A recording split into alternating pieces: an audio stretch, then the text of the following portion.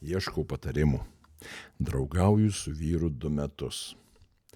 Manęs neramina toks dalykas. Man jau neramu iš tikrųjų. Draugauju su vyru 2 metus. Jau man neramu. Bet žiūrim.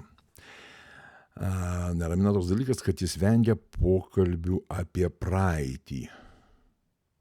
Ko ten lysti tą praeitį? Ta prasme, jau gerai, Aš paklausiu, ką nors iš praeities apie santykius, gaunu puolimą, gynybą, nors pokalbis vyksta ramiai. Jis pradeda kalbėti, kad laikau jį mergišiumi, kad juo nepasitikiu ir visi kiti dalykai.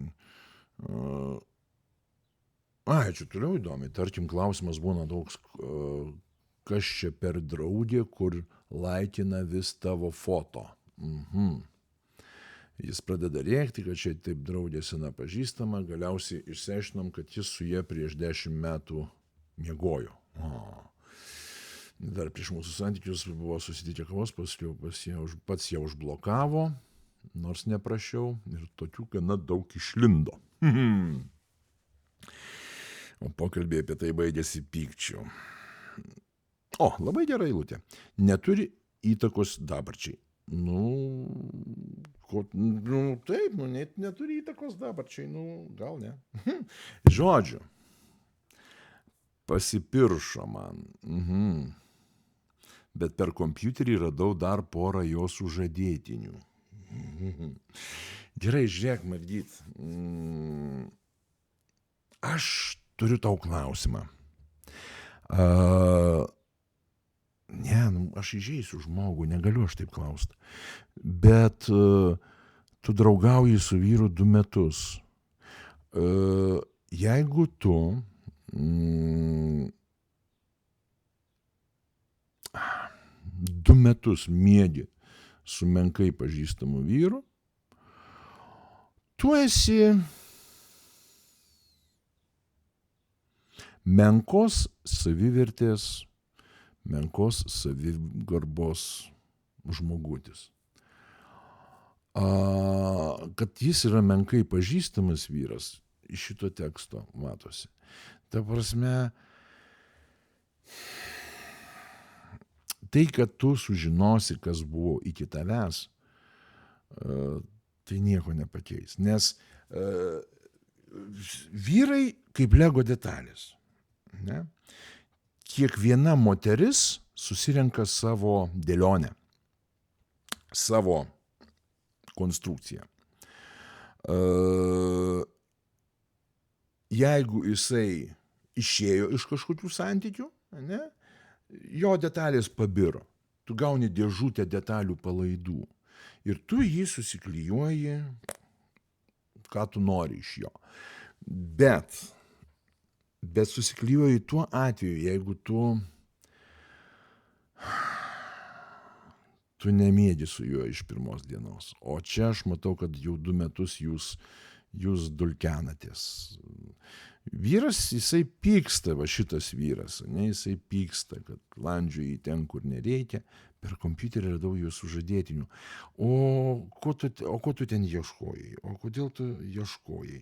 Nepasitiki tuo žmogum, tai kodėl tu su juo miegi?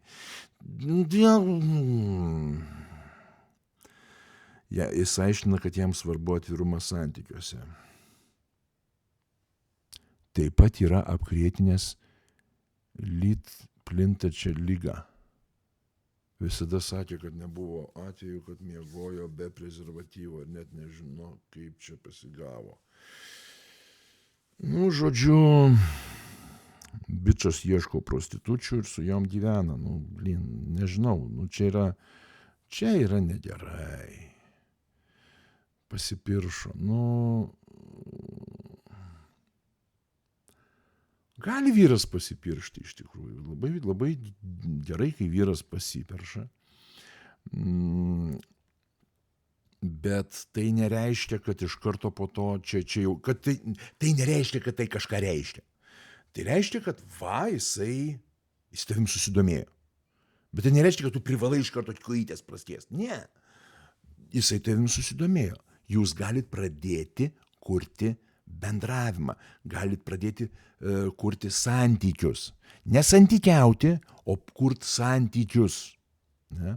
Kurt draugystę, kuri bus būtina kaip tarp vyro ir žmonos. Nu, žodžiu. Aš nežinau, čia man tas, ta krušliava, dar lytinė plintančia lyga, čia viskas, čia viso gero ir ne, tu mylėk save, gerbk save ir susirask, nu, tu pradėk kurt santykius be lovos. Nes kai kursi šeimą per šikną, tu ir gyvensi tam kvape. Ar aš ką nors blogą darau, kad noriu sužinoti apie tai, kas buvo iki manęs? Realiai taip. Realiai taip, nes, kaip ir sakiau, tai įtakos neturi. Neturi turėti.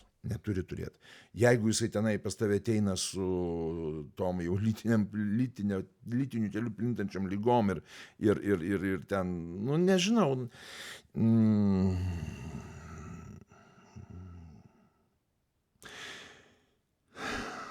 Visą laiką yra tas pats. Visi vyrai meladiai, visi vyrai pamaivos, visi vyrai kurs istorijas, kurs visokias nesąmonės, kad tik tave apžavėt. Dėl to reikia skirt laiko, kad išsiaiškint, kas jis per paukštis. Ar aplamai normalu toks jo elgesys ir reakcijos į paprastus klausimus, kad atrodo stengiasi kuo ramiau paklausti. Nu, jeigu tu jau nuo dabar vaikštai ant pirštų galų, tai tu nesu vyru, tu nesu draugu, ne, nu, mieloji, nu, tikrai kažkaip pamilk save, gerbk save, nu, draugauju su vyru, nu, rašyk, krušuosi su vyru 2 metus, ne, ir neramina toks dalykas, kad jis vengia pokalbio apie kitas, su kuriomis jisai krušosi 10 metų. Nedaryk to. Kodėl reikia save taip žemint? Kodėl tu save žemini? Realiai tu save žemini. Siūsk jį toli ir be duonos ir pradėk kurt santykius, nu, bent jau per pagarbą. Santykius. Pirmiausia, nu, dabar nemadinga, pirmiausia prasideda santykiavimas, o po to iš to santykiavimo bando sukurti santykius. Atvirkščiai, pirmiausia reikia sukurti santykius, kuriami santykiai minimum metus. Ir po metų, nu, vat, jeigu pasipiršo, jeigu žmonės žieda ir pasirašė, kad jisai visą likusį gyvenimą stengsis daryti tave laimingą, o tokia ir yra santuokos sutartis, ne? Vat tada galima ir įsileisti. Ir venerinių ligų negausi, ir nereikės ten rūpintis, ten kokios ten buvo jo, ir kas tokios laikina jo nuotraukas. Ne, nu jisai pats ją užblokavo. Nu, čia šiaip paskiau pats ją užblokavo, nors neprašiau. Nu, čia šiaip jo šioj vietoj požiūris, poelgis teisingas. Nu, taip, nu, jis šalina tai, kas tave nervuoja. Tai kaip vyro elgesys, kaip požiūris į jūsų santykius, tai yra geras. Nes, nu, jeigu tave brandžioji nervuoja, tai, ne, gerai, aš to neturėsiu. Čia yra normalu. Bet, bet pas jį kažkur yra neblogas varžtelis. Bet dabar tu savo varžtelius irgi susitvarkyk. Tai prasme, nes,